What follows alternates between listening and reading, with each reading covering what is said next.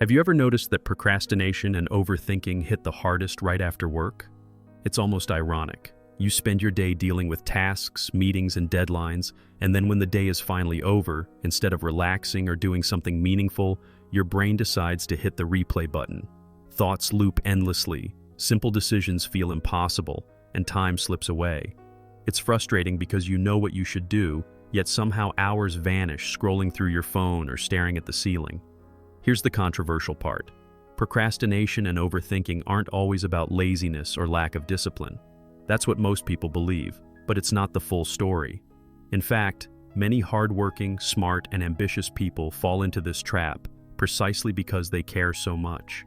The mind keeps running, replaying mistakes, predicting problems, or doubting choices. And the result? Feeling drained after work, watching motivation vanish, and struggling with how to enjoy life again.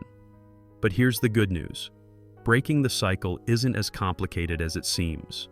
There are ways to stop procrastination, reset your life after a long day, and even build better habits that improve productivity and mental clarity. Imagine walking out of work with a sense of control, knowing how to stop overthinking and start living, and actually having the energy to pursue personal growth. That's exactly what I'll share with you today. Practical strategies and self-improvement therapy that helped me overcome procrastination and overthinking, and that can help you too. Understanding why procrastination and overthinking show up after work. Most people think procrastination is just about laziness, but that's a myth. After a full day of responsibilities, the brain is simply tired. Decision fatigue sets in, and suddenly even small tasks feel overwhelming. That's why someone can spend hours at work making tough calls, yet can't decide what to eat for dinner without scrolling through delivery apps for 30 minutes. This isn't weakness. It's a normal response when the mind hasn't learned how to reset after long periods of focus.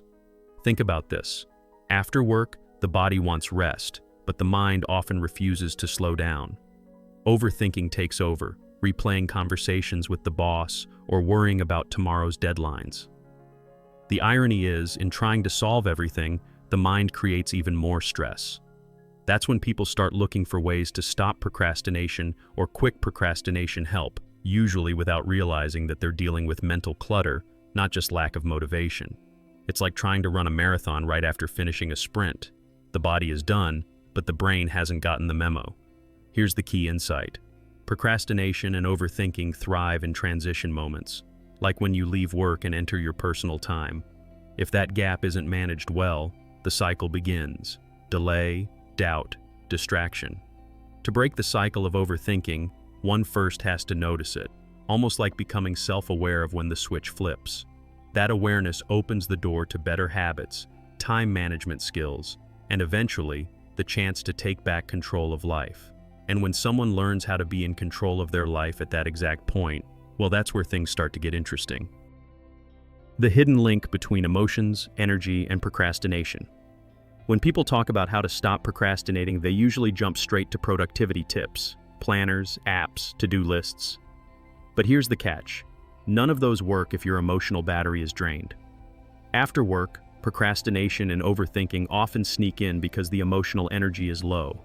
It's not just about being tired, it's about carrying unprocessed stress, frustration, or even self-doubt from the day. Imagine trying to run your phone all night without charging it. The screen will dim, apps will lag, and eventually, it shuts down. Humans aren't much different. Here's something many overlook. Emotions drive decisions far more than logic does. That's why someone can know exactly how to be more self-aware, how to control overthinking, or even how to enjoy life again, yet still stay stuck on the couch. Emotional intelligence, what is it really? It's the ability to recognize those hidden drains before they turn into procrastination. For example, if someone feels undervalued at work, they may avoid personal projects at home, not because they don't care, but because the emotional load makes everything feel heavier. This is why personal growth at work and outside of work are so connected. Better habits begin with emotional resets. A short walk, journaling, or even something as simple as 5 minutes of deep breathing can recharge motivation faster than another cup of coffee. These tiny resets are ways to stop overthinking everything and stop procrastination in its tracks. And once someone learns to manage emotions like this, the game changes. It becomes less about forcing productivity and more about creating the right state of mind. That shift sets the stage for something deeper, learning how to control the flow of time itself. Time management skills that actually work after work. Most advice about time management feels like it's made for mornings, color-coded calendars, productivity hacks before breakfast, and endless talk about starting the day right. But what about when the day is already done and someone is feeling drained after work? That's when procrastination and overthinking tend to creep in the most. The real trick isn't just managing time, but learning how to reset your life in the evening so energy is directed, not wasted. Without that, even the best plans collapse. Here's an example. Instead of coming home and collapsing into aimless scrolling, a person can create a micro-routine. It might be as simple as dropping their bag, changing into comfortable clothes, drinking a glass of water, and writing down just one meaningful thing they want to do before bed. That small act signals the brain to stop overthinking and start living, shifting focus from endless distractions to one clear task. Suddenly, time isn't a blur, it's intentional. Another overlooked time management skill is building mental clarity buffers. This means leaving tiny spaces in the evening where nothing is scheduled. Paradoxical as it sounds, those empty pockets give the mind room to breathe, which breaks the cycle of overthinking. Some use it to stretch, some journal, others just sit quietly.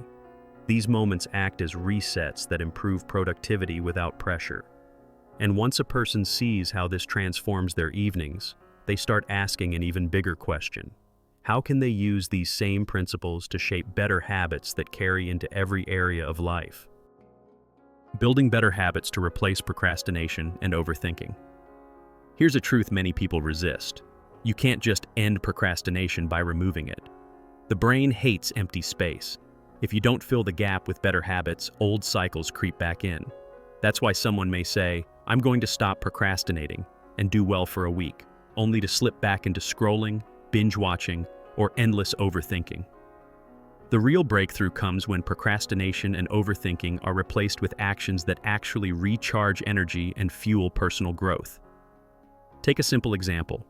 Instead of collapsing into social media after work, imagine creating a ritual where you cook one meal from scratch, even a quick one. Cooking doesn't just feed the body, it engages the senses, breaks the mental loop, and creates a small win at the end of the day. That single habit can improve productivity because it grounds the mind in the present. From there, habits can scale, reading 10 minutes of a meaningful book, journaling, or even practicing gratitude before sleep. Each one is a brick in building how to be in control of your life. The key is consistency over intensity. Many people think personal growth at work and home requires dramatic change, but in reality, small, steady actions do the heavy lifting. Better habits don't just help someone stop procrastination. They give a framework for how to stay motivated after work and even how to enjoy life again. And once those habits start stacking, something powerful happens. People begin noticing their own thought patterns more clearly. That growing self-awareness naturally leads to the next stage, learning how to master the mind instead of being mastered by it. Becoming self-aware and mastering mental clarity. At some point, procrastination and overthinking stop being about the tasks themselves and start being about identity. The person who learns how to be more self-aware suddenly sees the patterns for what they are: automatic loops of thought, not absolute truths. This shift is huge. Instead of asking, "Why can't I stop procrastinating?" they start asking, "What's really going on in my mind right now?" That single question is one of the best pieces of advice for life, because it turns confusion into clarity. Becoming self-aware isn't abstract philosophy, it's practical. For example, the next time someone catches themselves replaying a conversation from work or spiraling into what-ifs, they can pause, label the thought, "That's me overthinking again," and redirect. This doesn't mean ignoring problems. It means controlling overthinking instead of letting it control you. The more this is practiced, the more mental clarity tips become natural habits, like noticing tension in the body and releasing it, or choosing meaningful action over endless mental loops. What happens next is powerful. Life begins to feel intentional instead of reactive. Emotional intelligence plays a central role here, because self-awareness allows someone to understand not just their own feelings, but the feelings of others. And when you start mastering clarity in this way, procrastination and overthinking lose their grip. Instead of feeling drained after work, you feel recharged. Instead of asking how to get control of my life, you live it. And from that point forward, personal growth becomes less about fixing yourself and more about shaping a meaningful life worth waking up for.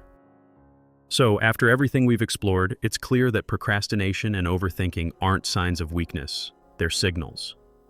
Signals that your mind and body need resets, better habits, and a new way of managing time and emotions. The real question now is, what will you do with this knowledge? Will you keep letting the cycle run your evenings, or will you finally take control and apply even one of these strategies tonight? Imagine how different your life could feel if, instead of coming home drained, you had the tools to reset your life, improve productivity, and create the kind of habits that make you feel alive again. How would your relationships change if you stopped overthinking everything? How much progress could you make in your personal goals if you learned to stop procrastination before it even starts? These aren't just nice ideas, they're steps to a meaningful life. Now it's your turn. Which of these insights will you apply first? Share your thoughts in the comments. I'd love to hear them. And if you're serious about building better habits, mastering your mind, and enjoying life again, don't forget to subscribe and turn on notifications. That way, you'll keep growing with new strategies and practical tips that help you stop procrastinating, control overthinking, and live with purpose.